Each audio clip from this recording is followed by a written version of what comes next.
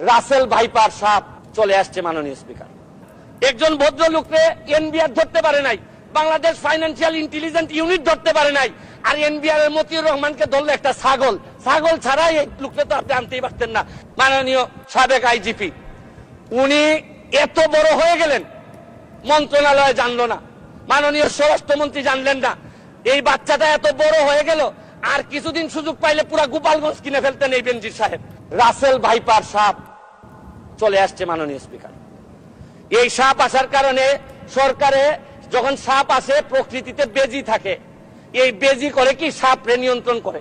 কিন্তু এই সরকারে দেখা যাচ্ছে বিভিন্ন জায়গায় রাসেল ভাইপার আছে, কিন্তু বেজি ওই পরিমাণ নাই যে এই সাপরে ধরবে। মাননীয় স্পিকার আপনি দেখেন এই আমাদের প্রতিষ্ঠানগুলা কত দুর্বল হয়ে গেছে। আমাদের প্রতিষ্ঠান একজন ভদ্রলোককে দুদক ধরতে পারে নাই, একজন ভদ্রলোককে এনবিআর ধরতে পারে নাই, বাংলাদেশ ফাইন্যান্সিয়াল ইন্টেলিজেন্স ইউনিট ধরতে পারে নাই, আর এনবিআর এর মতিউর রহমানকে ধরলো একটা ছাগল। ছাগল ছাড়া এই লোককে তো আপনি আনতেই পারতেন না। ছাগল কাণ্ড হওয়ার কারণে আর ফেসবুক বাইরে 1 মিনিট বক্তব্য আপনার বরাবর অ্যাপ্লিকেশন আছে। আমি 247 ইনভোক করতেছি। এখানে 247 হচ্ছে কি আমার বিরুদ্ধে এখানে একজন মাননীয় সংসদ সদস্য আমার বিরুদ্ধে অভিযোগ দিয়েছেন।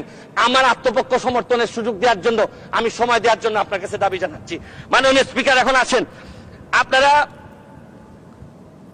বেনজির কাণ্ড, মাননীয় সাবেক আইজিপি উনি এত বড় হয়ে গেলেন, মন্ত্রণালয় জানলো না, মাননীয় স্বরাষ্ট্রমন্ত্রী জানলেন না। এই বাচ্চাটা এত বড় হয়ে গেল, আর কিছুদিন সুযোগ পাইলে পুরা গোপালগঞ্জ কিনে ফেলতেন এই বেনজির সাহেব।